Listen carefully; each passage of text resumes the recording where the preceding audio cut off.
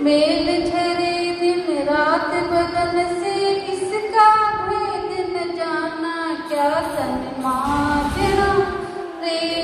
एक दिन मिट्टी में मिल जाना क्या तन मांझना रे। एक दिन मिट्टी में मिल जाना। ऊंचे अद्भुत महल बनाए जोड़ा माल खजाना। ऊंचे अद्भुत महल बनाए जोड़ा माल खजाना। एक दिन हो जंगल में बासा, क्या निर्धन क्या राणा क्या तन मांझना रे। एक दिन मिट्टी में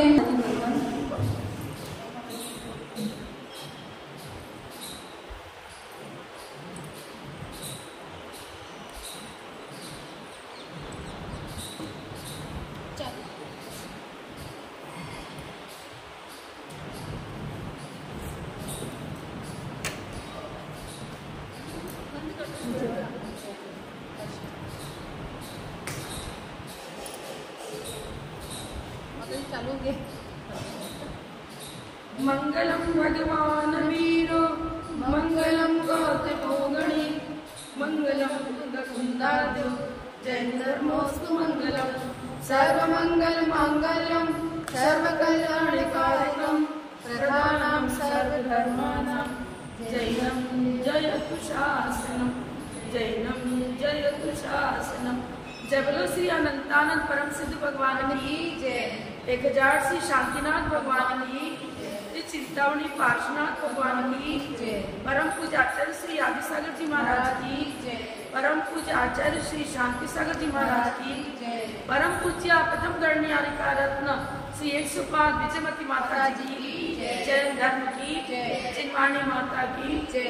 परम पूज्य गणनीयारिका 105 विमल प्रभा माता जी की जय। आरिका संघ की नमः श्री वर्धमानाय निर्दूत कलिलात्मने सालोकानां तिलोकानां यद्विद्यादर्पणायते। श्लोक नंबर 38।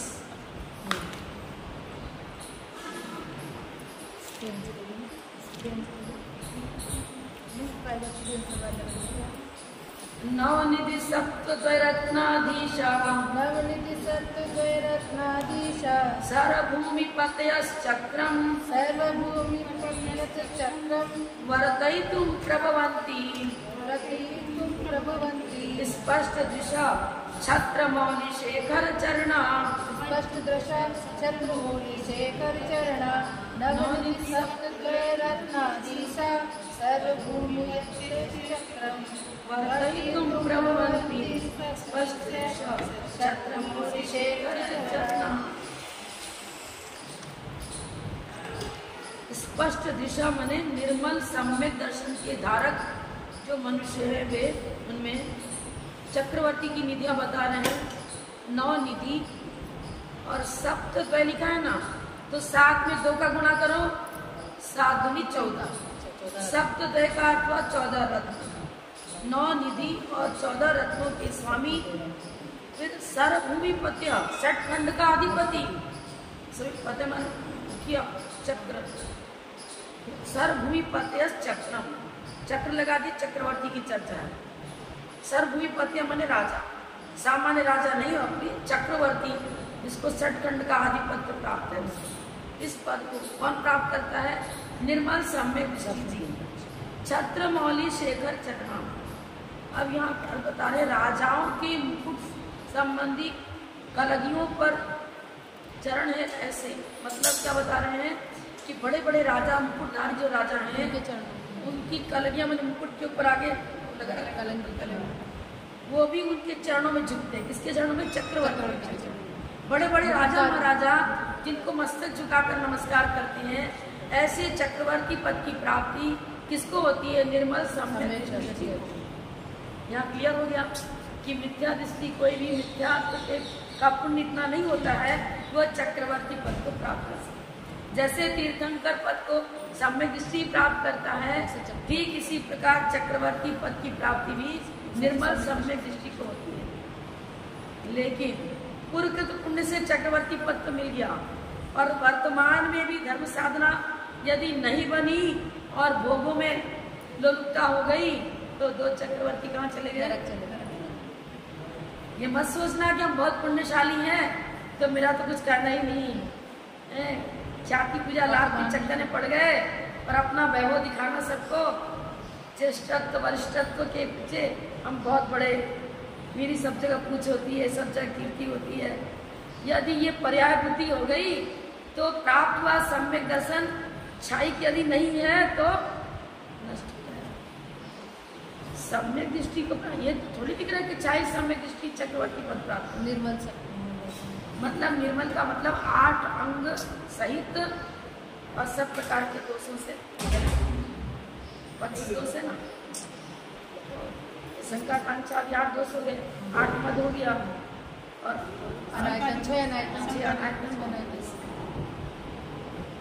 अब हमें ये देखना है कि 9 निधियां हैं क्या चीज। सब जगह चर्चा तो आती है कि 9 निधि का अधिपति होता है कि निधियां हैं क्या। आपको ऋषि महात्मा के हिसाब से बताऊंगी। 14 रत्न कौन से है और 9 निधियां कौन से है। तो 9 निधि में सबसे पहले काल निधि। अब तो काल निधि क्या? काल तो काल द्रव्य है और काल परिवर्तन सर्पणी और सर्पणी आदि काल होता है। इस काल की चर्चा नहीं है या ना काल द्रव्य की चर्चा है, ना काल द्रव्य की जो पर्याय बनती है काल द्रव्य के अनुसार जिनकी, उसकी भी चर्चा नहीं है। मतलब भूत भविष्य वर्तमान काल, इनकी भी चर्चा यहाँ नहीं है। यहाँ निधि का विशेषण है काल, काल निधि। ऋतु के अनुसार नाना विधि पदार्थों को देने वाला। आम का सीजन नहीं है तो भी चक्रवर्ती का जो उसकी वाटिका बगीचा है उसमें 12 मास आम आएंगे। भोगो भोग की सामग्री हमें तो काल परिवर्तन के अनुसार कहीं मिलती है, कभी नहीं मिलती है, पर उन्हें 12 मास भोगो भोग की सब सामग्रियां मिलती रहती हैं। किसके प्रभाव से? काल निधि के प्रभाव से। ऋतु के अनुसार नानाविध पदार्थों को देने वाला है महाकाल निधि। नानाविध भोजन पदार्थ को देने वाला। आपको रसोईया तो भोजन बनाता है और पकवान मिष्टान तो सभी वनस्पति का से प्राप्त होते हैं हमें, गेहूँ चावल दाल मिष्टान ड्राई फ्रूट्स। लेकिन काल महाकाल निधि के प्रभाव से वो इतना स्वादिष्ट और अतिशयकारी बन जाएगा अपने आप। भगवान महावीर का जब पड़गाहन किया चंदना ने, उनके पुण्य वर्गणाओं के प्रभाव से, तीर्थंकर की पुण्य वर्गणा के प्रभाव से वो कोदों का धान, उड़द का क्या बता सावन वो भी नाना प्रकार का मिष्टान भगवान रूप वर्णन कर गया। आपको मालूम होगा चंद्रगुप्त जब वो आड़ लेने जाता था जंगल में, देवों द्वारा वहाँ जैन थे ही नहीं, वो देवों द्वारा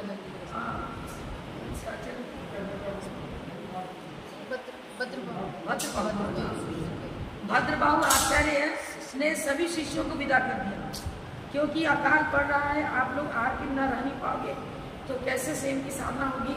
सबको विहार करा दिया, लेकिन चंद्रगुप्त ने सोचा नहीं, गुरु की सेवा यहाँ कौन करेगा, जो होगा देखा जाएगा, वहीं रह गए। अब देखो उनकी पुण्यवर्णा कितनी काम करी, अपने आप नगर बस गया और चौकी भी खूब सारे लगने लग गए। उसी नादा मुक्ति पूर्वक मिष्टान पकवान सब घर घर में वो देवों पुण्य सब था, लेकिन उन्हें क्या मालूम, वो तो विधि से मनुष्य दिख रहे हैं वैसे प्रदान कर रहे हैं। उसका पूरा डिटेल फिर बताऊंगी, यहाँ तो निधि का वर्णन करना। महाकाल निधि नानाविध भोजन पकवान को देने वाला पुण्य वर्गणा से ये सब परिमाण हो जाता है। और ऐसा भी आता है कि जो रीतिधारी विराज है वो रूखा सूखा भोजन ले रहे हैं, ग्रह परित्याग है, लेकिन मुख में पहुंचते ही स्वाद, उसको घी का स्वाद आने लगता है। सर्पी श्रावी रिद्धि आदि सुना होगा ना, मधुर श्रावी रिद्धि, मीठा है नहीं पर मीठे जैसा पकवान उनको नजर आ रहा है खाने के बाद, इस पे वो उपयोग नहीं लगाते हैं, लेकिन वो भोजन सामग्री उनकी पुण्य वर्णा रिद्धि के प्रभाव से उस रूप परिमाण कर जाता है। तो चक्रवर्ती का भी इतना ही पुण्य होता है, वो नानाविध प्रकार का भोजन अपने आप उन्हें उपलब्ध हो जाता है। समय भोजन करने को बैठे, अब जिस चीज की इच्छा हुई उसमें पढ़ मन अपने आप ही हो गया। कितना मान। फिर माणव, इस तीसरे निधि का नाम है माणवक काल निधि।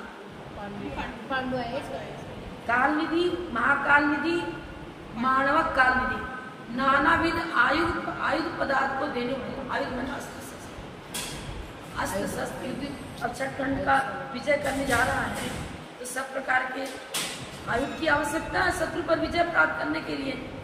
तो मानव काल निधि इसका नाम है। नानाविध आयुध पदार्थ अस्त्र शस्त्र आदि को देने वाले। चौथा पिंगल काल निधि, नानाविध आभरण माने हार है, आभूषण, गले का कड़ा है और नाना प्रकार के ऑर्नामेंट्स जो अपन शरीर की साज सज्जा के लिए जिन आभूषणों की आवश्यकता है, वो नानाविध आभरण किस निधि से प्राप्त होता है? पिंगल काल निधि। पिंगल, हाँ, नाम पिंगल है। इसमें उल्टा काल निधि सभी के साथ लगा रहे हैं, तो 9 निधियों में नाम अलग अलग आ रहा है। सबसे पहले काल निधि था, दूसरा महाकाल निधि, तीसरा मानवक काल निधि, चौथा पिंगल काल निधि जिसके द्वारा आभूषण प्राप्त होते हैं। फिर पांचवा नैसर्ग काल निधि, नानाविध मंदिर पदार्थ देने वाला। मंदिर माल और जो भक्ति करता है तो चक्रवर्ती समय दृष्टि है, और मंदिर का निर्माण भी उसके पुण्य से अपने आप हो जाएगा, जिसमें अनेक प्रकार की अच्छी अच्छी विशाल प्रतिमाएं विराजमान है, अनेक प्रकार से मंदिर की साज सज्जा है और सुंदर जिनालय का निर्माण हो जाएगा। इससे नैसर्ग काल निधि के प्रभाव से नानाविध माने जिसमें नाना प्रकार की चित्रकारी और अतिशयकारी दृश्य नजर आते हैं। आप समासर में जाते हो, 8 भूमियां बताई हैं, उनकी शोभा यहाँ देखने को मिलेगी क्या? पैसा मिलेगा नहीं, पुण्य है तीर्थंकर का, वो कुबेर उस प्रकार की रचना अपने आप कर देता है और यहाँ पुण्य से इनकी रचना हो जाती है। ये सब देवों को नहीं दी है, ये सब देवों की द्वारा ही विक्रिया से इस प्रकार पैदा किया जाता है। देवों के द्वारा तो जब चंद्रराज का जो समझ रहे हो कैसे अपने आप हो गया, तो उनसे ज्यादा कई गुना पुण्य तो इनका है चक्रवर्ती। पद्म काल निधि, नानाविध वस्त्र पदार्थ को देने वाले। वस्त्र आपको तो इसकी वस्त्र ऐसे मिल रहे हैं, हमने अभी सुना है कि पूर्वज लोग में इसकी सोने का काम किया हो, प्योर सोने का भी वस्त्र बनता था, साड़ियाँ बनती थी और बॉर्डर जो लगाते हैं ना वो पूरा सोने का काम किया, जड़ी बूटियाँ सब सोने का काम किया। अभी सामान्य का इतना पुण्य है, ये तो चक्रवर्ती है, न मालूम कितने प्रकार के रत्नों से जटित और स्वर्ण में वस्त्र आभरण उन्हें मिलते थे। तो वस्त्र जैसा चाहे वैसा वस्त्र, चक्रवर्ती का सौंदर्य भी विशेष और उनके वस्त्र आवरण भी विशेष। पद्म काल निधि के प्रभाव से नाना प्रकार का वस्त्र आप उन्हें प्राप्त होता है। फिर पांडुक काल निधि, धान्य अनाज, आप भी गेहूं चावल दाल सब खाते हो, लेकिन इस समय का जो गेहूं है वो और एक चक्रवर्ती के पुण्य से आप सोचो, देखते देखते अंतर आ रहा है। पूर्वज बताते हैं अरे गेहूं में इतना स्वाद होता था, मिठास मालूम था। अब तो जो अनाज है ना उसमें आप जो नमक मिर्ची मसाला डाल दिया, बस उसके कारण से स्वाद आ रहा है, नहीं तो अनाज के अंदर मिठास है ही नहीं। चंद्र के सपने भी दिखा था कि आगे आगे जो फसल होगी वो नीरस होगी चली जाएगी, उसमें कोई रस नहीं रहेगा, शक्तियां भी नहीं रहेगी। ये तो चक्रवर्ती की बताई जा रही नानाविध प्रकार का धान्य और ऐसा सरस धान्य जिससे कि अतुल बल की प्राप्ति होती है। रोज खा रहे हैं फिर भी शक्ति तो क्षीण होती चली जा रही है। अरे 50 सीढ़ी भी चढ़ना मुश्किल है, वो सस्ती धाम में वहाँ लगा दिया, क्या लगा दिया, लिफ्ट मकानों में लिफ्ट लग रहे हैं। इतनी भी शक्ति नहीं कि 2 मंजिल चढ़ सके, और भोजन तो सब अच्छे से अच्छे कर रहे हैं, लेकिन वो भोजन शक्तिशाली नहीं है और हमारा भी पुण्य शक्तिशाली नहीं है। साता का बंद किया ही नहीं है, असाता असाता का तीव्र बंद करके रखा है, तो शक्तिशाली भोजन भी हमें सुखकारी नहीं बन पाता। रोग की वृद्धि है तो क्या करेगा? हमने बताया था कड़ा भर के दूध है, एक बूंद बिस्कुट डाल दिया विषाक्त हो जाता है। इसी प्रकार पाप का तीव्र उदय है तो पुण्य से संपत्ति तो मिली है, फिर उस संपत्ति से उसे सुख साधा नहीं करता। बहुत सारे ऐसे करोड़पति पार्टी है और घर में देखो तो किसी किडनी खराब है, किसी को हार्ट अटैक आ रहा है, साता नहीं बांधा ना। साता का तीव्र उदय, लौकिक संपत्ति अपेक्षाकृत है। लौकिक संपत्ति की प्राप्ति तो दान किया उसने, कुछ गरीबों को दान किया, लोगों को सुख सामग्री प्रदान करी, संपत्ति मिल गई। लेकिन पाप कार्यों के द्वारा संपत्ति का अर्जन यदि हुआ है तो वो पाप असाता का ही बंद करा रहा है। अब असाता का बंद हो रहा है तो असाता भी भोगने जा रहा है और संपत्ति भी मौजूद है घर में। लेकिन क्या हो रहा है? यदि शरीर सुख नहीं है तो सोना चांदी हीरा मोती माणिक पड़ा रहो, दिन रात तो ध्यान हो रहे हैं। अरे क्या करें? घुटने दुख रहे हैं, पैर दुख रहा है, पेट दुख रहा है, सांस की बीमारी हो गई, ये हो गया वो हो गया। हार से लदे हुए हैं, सोना चांदी से शरीर लदा हुआ है, उससे नहीं कर पा रहा, उसका वजन आजकल तो ये भी है, थोड़ा सा भारी गहना नहीं पहन सकते। हाँ, नहीं पहन सकते, दुखने लग जाता है। हल्की फुल्का उसमें भी आजकल के लड़कों को तो वही पसंद नहीं है। अरे वो अड़ता है, अंगूठी इतनी अड़ती है, दाग लग जाती है।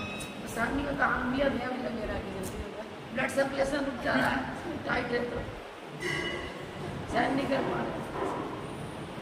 ये स्थिति है। सब पुण्य पाप का खेल है। पांडुक से नाना प्रकार का धान्य से बना हुआ सुख सामग्री भोजन मिलती है उनको। शंख काल निधि, नाना विध वादित्र पदार्थ, संगीत मनोरंजन का साधन। कितने प्रकार के बाजे, करोड़ों प्रकार के वाद्य बजते हैं। जब तीर्थंकर का जन्म होता है तो 12.5 इतने प्रकार के वाद्य घोष होता है। तो चक्रवर्ती का पुण्य भी कम नहीं है। इसमें भी लिख रहे हैं नाना विध वादित्र पदार्थ देने वाला कौन है? शंख काल। मनोरंजन का साधन मिलता रहता है। पुण्य का भी फल भोग रहे हैं, लेकिन पुण्य में के फल में रमते नहीं है। अब आदिनाथ भगवान नीलांजना का नृत्य देखने में मग्न तो हुए, लेकिन मग्न होते विवेक जागृत था। जैसे देखा कि उनको तो अति ज्ञान था। जो नीलांजना पहले नृत्य कर रही थी उसकी आयु समाप्त हो गई, तत्काल दूसरी नीलांजना उपस्थित हो गई ताकि रंग में भंग ना हो, इनके मनोरंजन में किसी प्रकार की कोई अड़चन ना हो। ज्ञान से जान लिया, तुरंत वैराग्य हो गया।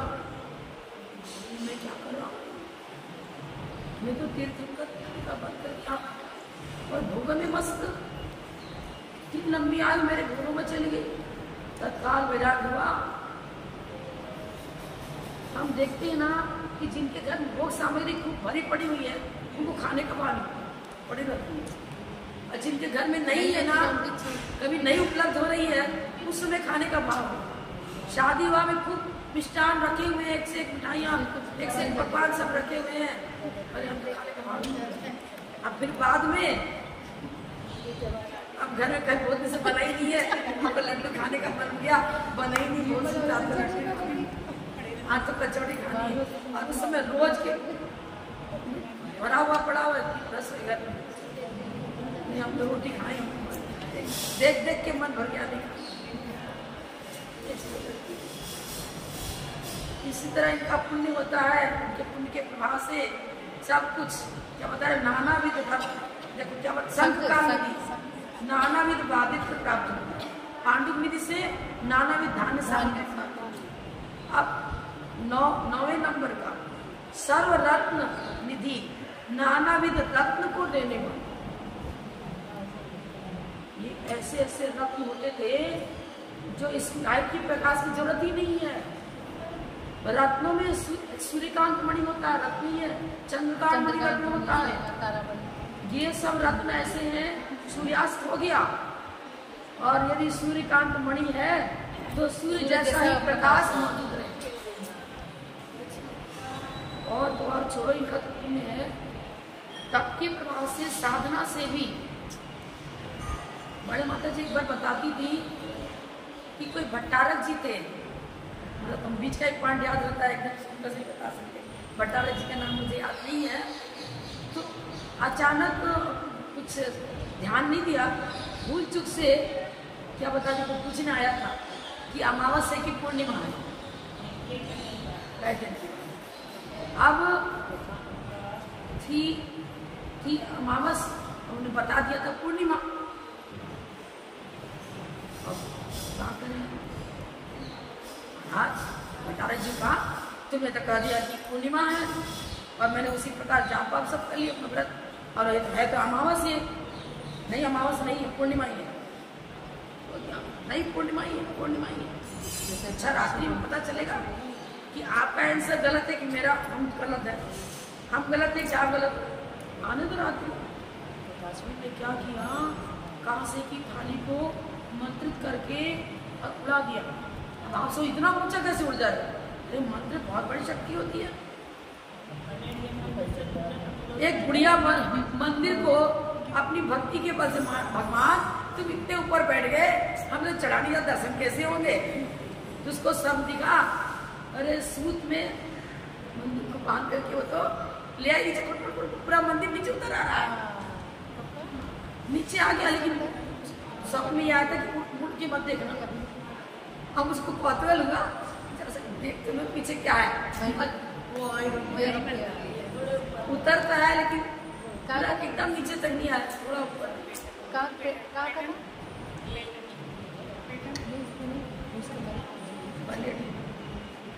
वही क्षेत्र है, बताओ तुम लोग बुंदेलखंड बनेडिया कहाँ पर है? उड़ के आया था चौलेसर के पास, चौलेसर गाँव में। देखो क्या है ना, वर्तमान युग में वर्तमान युग का जो विषय होता है ना, उसमें बस है। लेकिन ये घटना घटी है कि ये बुढ़िया कच्चे धागे में, कच्चे सूत के अंदर बांध करके मंदिर का संभालते हैं और पूरे मंदिर को उतार के मंदिर उतरता है। पुलिस शक्ति में क्या शक्ति नहीं होती, सब कुछ शक्तियां उसमें।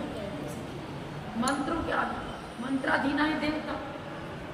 तो भट्टारक जी ने मंत्र के प्रभाव से कांसे की थाली फेंक दी और पूरी रात तक पूरा गोल चंद्रमा की तरह तीव्र प्रकाश लेता पूरी रात। एक और कथा में आता है कि विद्यानंद जी महाराज विद्यासागर एक कथानक ऐसा आता है कि दिल्ली में इस प्रकार का कुछ घटना घटी कि अब जैन धर्म के ऊपर विपत्ति आ गई। मैंने जैन धर्म सच्चा है कि अन्य धर्म सच्चे, को विवाद हुआ था। अब विवाद में फैसला होना था। अब जैन धर्म की प्रति कुछ लोगों की युक्तियां तर्क देने वाला मजबूत व्यक्ति नहीं था, तो विद्यासागर को विद्यानंद जी महाराज भट्टारक थे।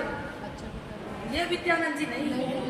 हाँ, तो उन्होंने कहा कि कोई बात नहीं, अपनी विजय होगी, चिंता नहीं करो। एक चादर बिछा दिया और सबको कहा समाज वाले को इस पर बैठ जाओ। अब दिल्ली पहुंचना था सबको, अब कैसे पहुंचे? वो तो नहीं पहुंच पाते, बहुत दूरी थी, जल्दी पहुंचना ही मुश्किल है। सबको बिठा दिया, मंत्र इधर जा, पूरी आकाश में पूरा का पूरे नगरवासी जितने जैन थे सब दिल्ली हाईकोर्ट वहीं तक पहुंचे।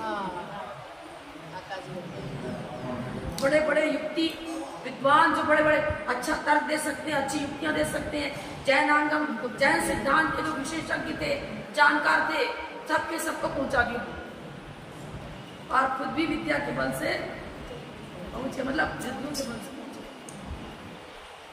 तो महाराज कोई कोर्ट में जाएंगे नहीं, लेकिन स्थान से स्थानांतरण का निगमन आकाश मार्ग से रीत जाते हैं जाते ही।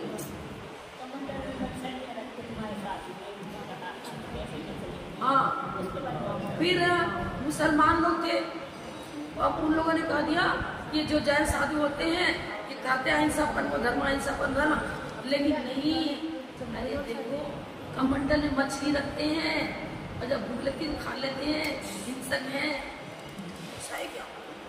करूंगा परीक्षा। तो उनको राजा ने कहा पाया कमंडल खोल के दिखा,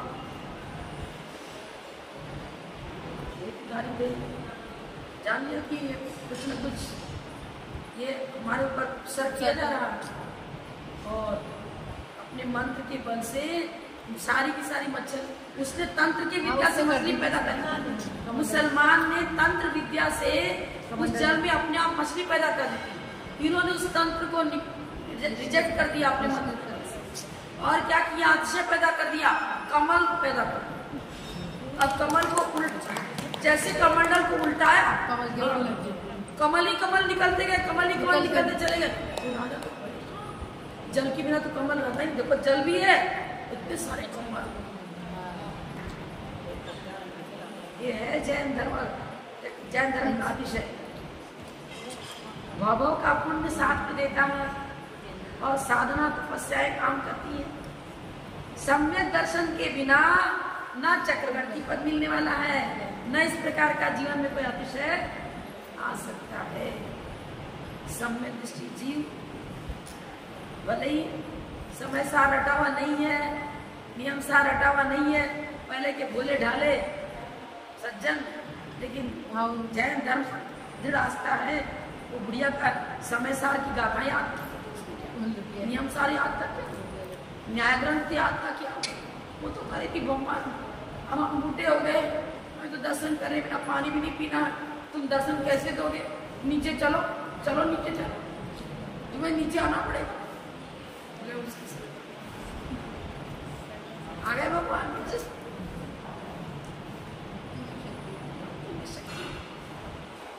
जिन्होंने भक्ति जो करे मन वचन कर ली, इस भाव में दुख ना लगे, ना भाव धरे नवीन नवीन भाव भी धारण होगा, और इस भाव में दुख ना ले, उसका दुख दूर होता चला। चक्रवर्ती कुष्ठ रोग हो गया, और शरद कुमार चक्रवर्ती पूर्व आपके उदय से चक्रवर्ती। लेकिन क्या हुआ? मुनि व्रत धारण किया उन्होंने, और अपने तप के बल से चाहे तो तत्काल निकाल सकते थे, लेकिन नहीं, मुझे तो सर जीतना है, उस सर परी पर जीत करके कर्मों की निजरा करनी है। लेकिन तपस्या के बल से अपने आप ही वो प्रयत्न पूर्वक अपना अवसर दूर नहीं करते कोई भी साथ। अब वो गले में भरा हुआ सर डाल दिया था, अपने आप दूर कर लेते थे। 3 दिन तक अवसर झेलते रहे, चीटियों का अवसर भयंकर। आचार्य शांति महाराज के जीवन में आता है, कर्नाटक में किस क्षेत्र में वो गुफा के अंदर ध्यान कर रहे थे।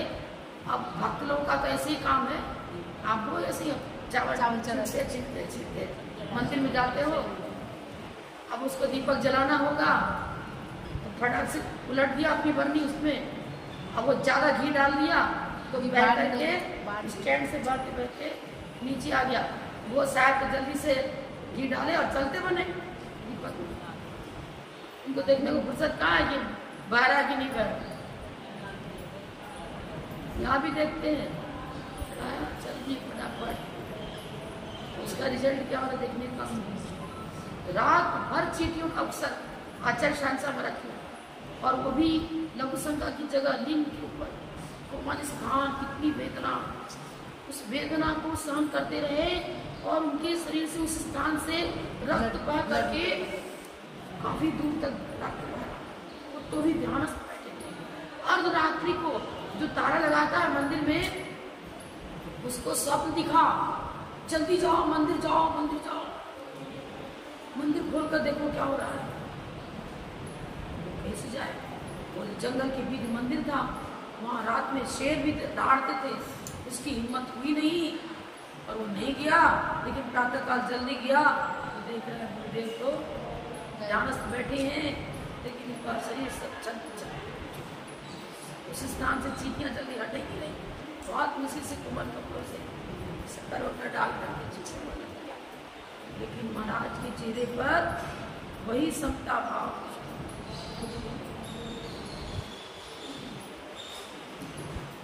आचार्य शांतिसार महाराज की जो पुरानी पुस्तक है, उनके जीवन परिचय की मोटी सी पुस्तक दिवाकर जी की 2 बार छपी, नई वाले छपने में कुछ विषय कम कर दिया। तो हम जब मांगी तुम भी चातुर्मास किए थे, अब उनके विषय में बोलना था, श्रद्धांजलि अर्पित करनी थी, और मेरे को भी रुचि थी गुरु का जीवन चरित्र पढ़े। हमें तो 2-2.5 में तक पढ़ती रही, बहुत इंटरेस्ट आ रहा था। एक बात उसमें एक घटना लिखी थी कि उनको गले में कैंसर हो गया था, पूरे पाप पुण्य जो भी कम लोग, पर वो इतना क्षमता भाव किसी को पता भी नहीं चलने लगा। अब क्या होता है, जब आहार को उठते तो गले से ग्रास निकलने में बहुत पीड़ा होती थी। खड़े बड़े कर रहे 20-25 मिनट लग जाते, ना पानी कटक पा रहे थे ना ग्रास कटक पा रहे थे। लेकिन इतना भयंकर कष्ट हुआ, उसको शांतिपूर्वक समतापूर्वक सहन किया, और जब का प्रभाव उनका तब का प्रभाव ये रहा कि बिना किसी औषधि के, बिना किसी उपाय के, और वो कैंसर रोग अपने आप। आचार्य शांतिसार महाराज की तपस्या का तो कहना ही क्या। इसी तरह आचार्य शांतिसार महाराज जी मान घट रोग हो गया था। आचार्य शांतिसार महाराज को पेट में घट सर्प रोग, घट सर्प का रोग जो होता है, घट का उतार पेट से समझ लो, पेट को घट की मां देती, और बड़ा सर्प पेट में था। सर्प पेट के अंदर था, पैदा हो गया, समुद्र जीव क्या उत्पन्न हो जाते, असाता का उदय आया, सर्प के अंदर पैदा हो गया पेट के अंदर। अब पीड़ा तो खूब होती थी, भयंकर पीड़ा होती है, लेकिन मुनि होने के बाद नहीं, होने के पहले, दीक्षा के पहले, दीक्षा के पहले ब्रह्म मतलब गृहस्थ के ब्रह्मचर्य, क्या ऐसे ब्रह्मचर्य में पाते थे, लेकिन गृहस्थ जीवन नहीं था। अब घर में पहले क्या करते थे ना, चूना का मतलब अपने हाथ में चूना घोल देते, पान कत्था चूना सब घर में रखते थे। अब बड़ा सा बड़ा तक कुछ व्यापार के संबंधी हो जो भी इतना हो घर में था, अब उसको पानी पूरा भर दिया, उनको नजर नहीं आया किसके अंदर चूना है। प्यास लगी थी, जोर से आए, और जो ऊपर ऊपर तैर रहा था ना पानी चूने का, वो गिलास भरा, पी गए, कई गिलास पानी पी गए, सादा पानी समझ के पी लिया। वो सर्प की चमड़ी जो है ना पतली रहती है, चरचराने लग गई,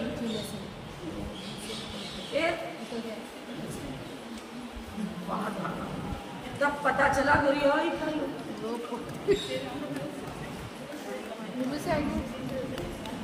हाँ, मुझे उल्टी से निकल जाता है, इसके बाद नहीं निकल जाता है, किसी को लैट्रिन के रास्ते से निकल जाता है।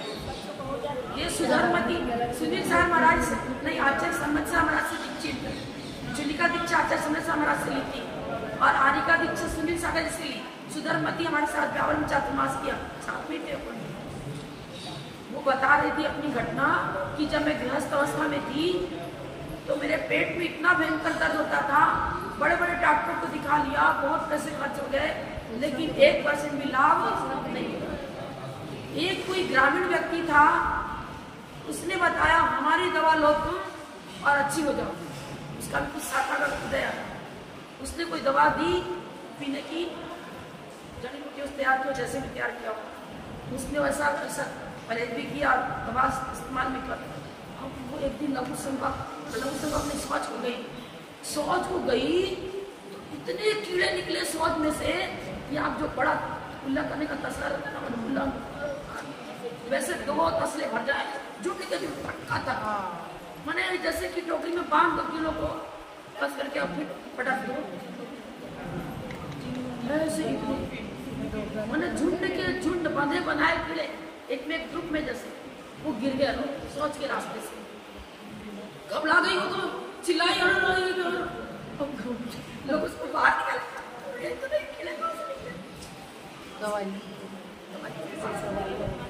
कीड़े निकलने उसको मालूम पड़ गया ना बस उसकी बात में बिल्कुल ठीक हो गई, बिल्कुल ठीक हो गई। पेट का दर्द मिट गया, रोग मिट गया। फिर उसने प्रतिमा ली, शिक्षा ली, आरिका बनी, तपस्या करी, और तपस्या कर एक उपवास एक हार, कभी 2 उपवास, कभी अष्टांग का व्रत कर ली, कभी 10 का यजन बनी और ले, और बहुत अच्छी समाधि ली विजय। हमारा ये कहना है कि जैन धर्म का ये अतिशय बता रहे हैं,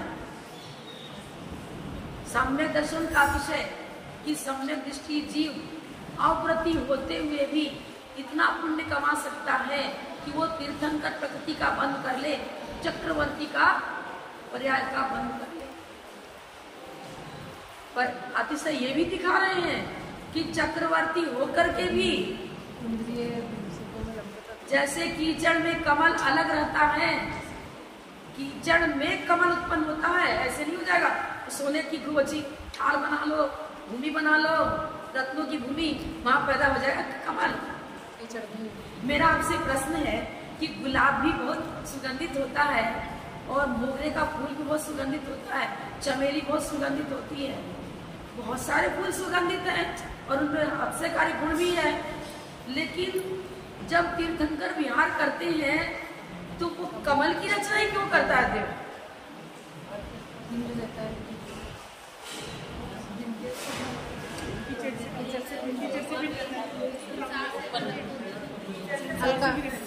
संसार से जल में उत्पन्न हुआ, जल में प्रकट हुआ कमल, जो जल से भिन्न है, जो कर्म पंख में पड़ा, यह जीव भिन्न है। इसी तरह ये जीव कर्म से सत्य की उद्घोषणा यह पुष्प कर रहा, गुरु चरण के स्पर्श से वह काम हर रहा। मैंने माता जी की पूजा बनाई थी ना, उसमें ये पंक्ति बनाई है मैंने, बड़ी माता की पूजा मैंने बनाई थी। इस सत्य की उद्घोषणा या पुष्प कर रहा, कमल ही बनाते भाई, वो तो रत्न में कमल है, स्वर्ण में कमल बना रहा है, लेकिन कमल ही क्यों बनाया? विक्रिया से तो स्वर्ण सचित कमल की रचना नहीं करेंगे, अचित की स्वर्ण में कमल। कीचड़ के बिना कमल उत्पन्न होता नहीं, लेकिन कमल कमल है, कमल कीचड़ नहीं, कीचड़ कमल नहीं, और उत्पन्न होगा। इसी प्रकार संसारी जीव जो पुण्यशाली जीव हैं, ये भोग रोग को पैदा करने वाले हैं। कीचड़ के समान हो गया भोग की सामग्री, पर कमल कीचड़ में लिप्त नहीं होता, इसलिए उसकी महिमा है। ये चक्रवर्ती, ये तीर्थंकर, शांति कुंजर चक्रवर्ती भी थे, तीर्थंकर कामदेव भी थे, इतना सारा पुण्य लेकर के आए, लेकिन चक्रवर्ती वैभव को काक पीठ सब गिनत है। सम्यक दृष्टि जीव ऐसा भी आया, सम्य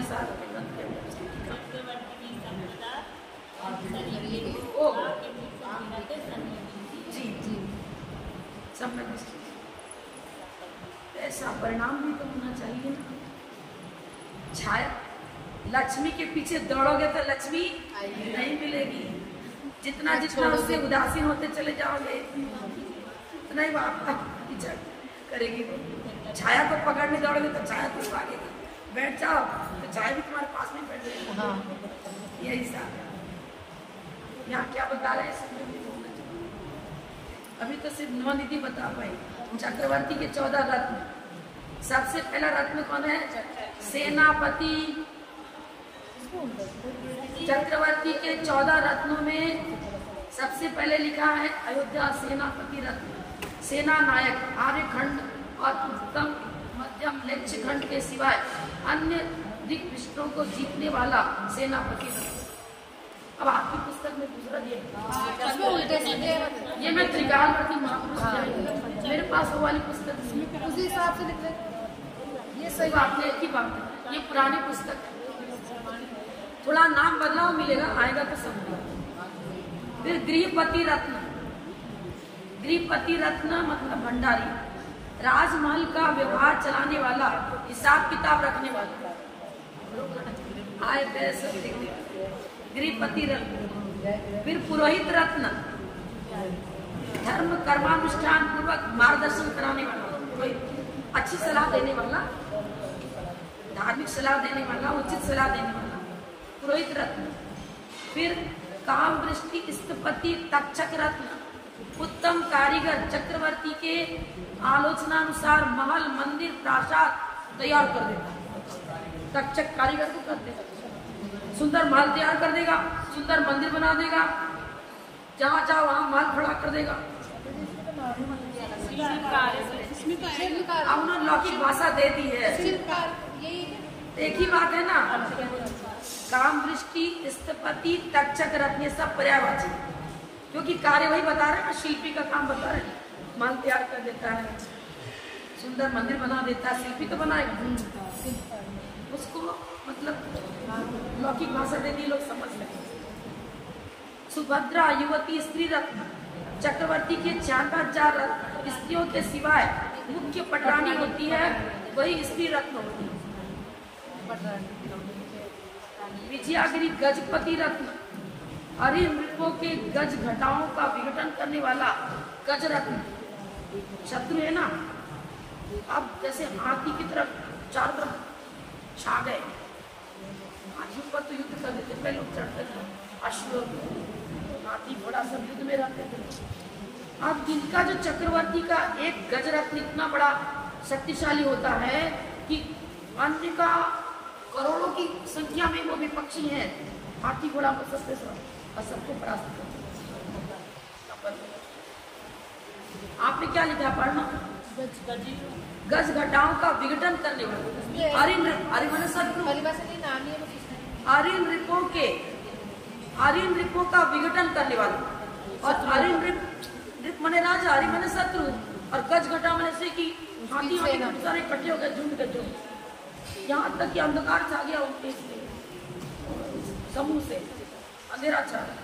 ऐसे सेनाओं को भी चक्रवर्ती का रत्न विघटित कर देता है।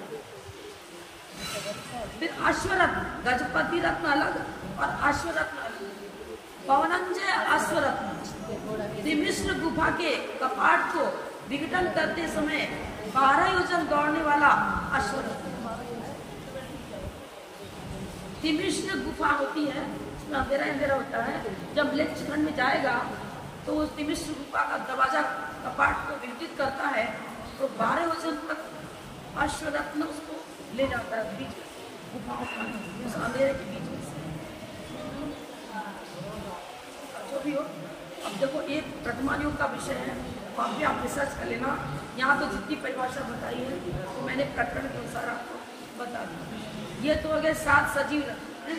अब निर्जीव रत्न, सुदर्शन चक्र, षटखंड का आधिपत्य प्राप्त करता है इनके द्वारा।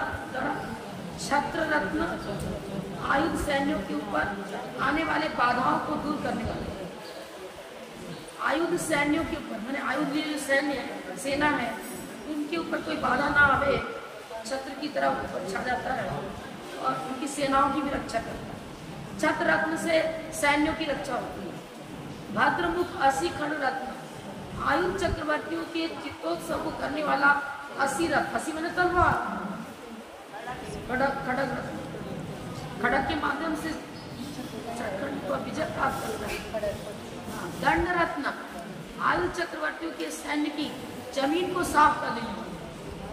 अब रथ जा रहा है, सब ऊपर खावड़ जमीन पूरा स्वच्छ, आगे आगे की जमीन स्वच्छ होती चली जाएगी दंड रत्न के द्वारा, समभूमि हो जाएगी और स्वच्छ हो जाएगी। चित्ता जननी काकड़ी रत्न, अब काकड़ी रत्न से क्या करता है, गुफा आदि में रहने वाले अंधकार के स्थानों में चंद्रादित्य, चंद्र के और सूर्य के समान प्रकाश कर देता है।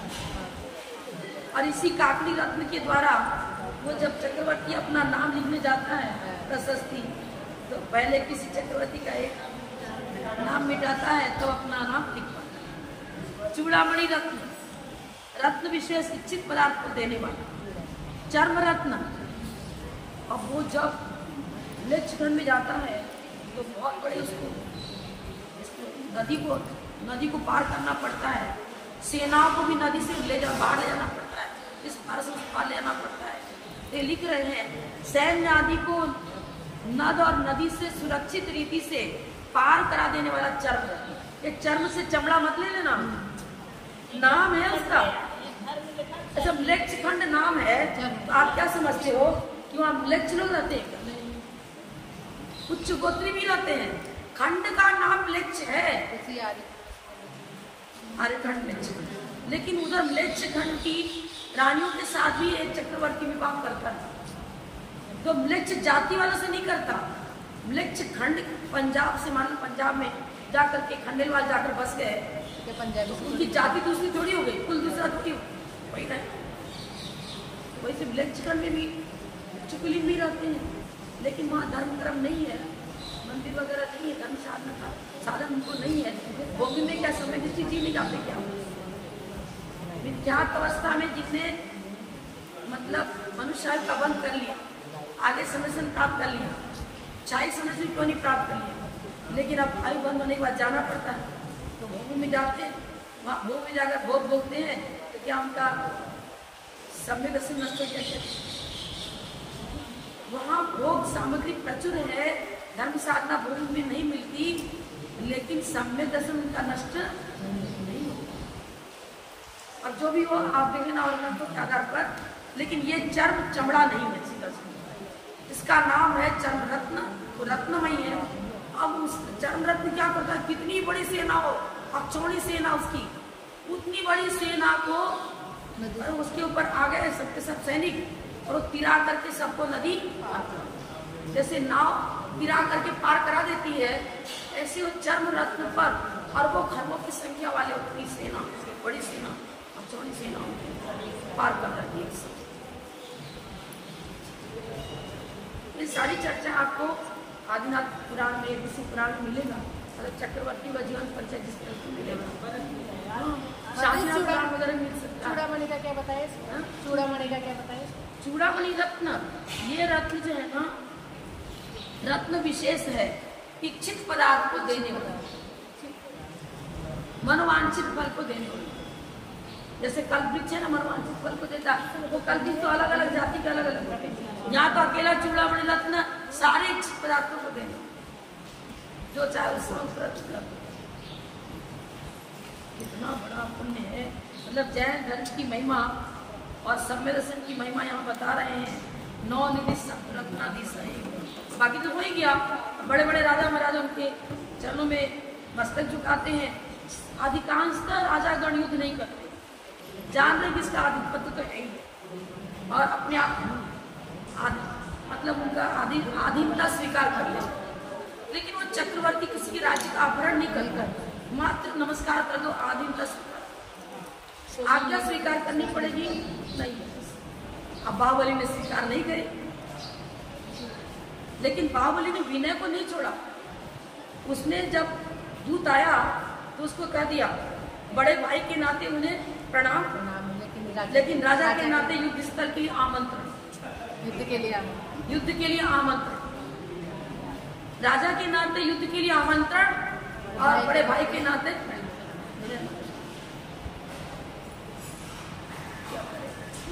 वो ना जो होना था हुआ, ऐसा ही होना था।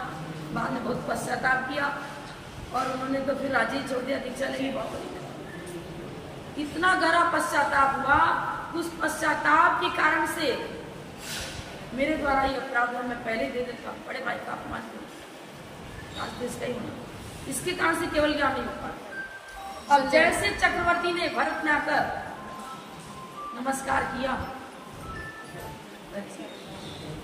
वो वात्सल्य जो अभी राग, प्रशस्त राग था, वो वीतराग के रूप में आ गया। प्रशस्त राग था, अपने प्रति पश्चाताप करते, अपनी निंदा करा, आज न कर रहे थे बार बार, मैंने विकल्प था कि मैंने अपने बड़े भाई का क्यों अपमान। ये एक हल्का सा विकल्प, उनको केवल ज्ञान नहीं होने देना।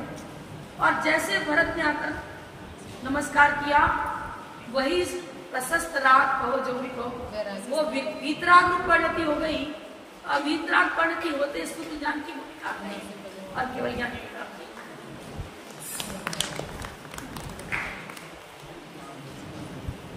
और भरत चक्रवर्ती ने बहुत पसंद आई ऐसी बात, उसने पसंद आई कि मैंने अपने भाई को सगे भाई ये समझ अब वो चक्र क्यों चला दिया, मुझे आवेश में आकर चक्र नहीं चला। दोनों गले मिलते हैं, वो दोनों रानियां सब रो रही हैं, अरे आप जंगल मत जाओ मत करो, पीछे पीछे दौड़े नहीं राजन वापस चलो।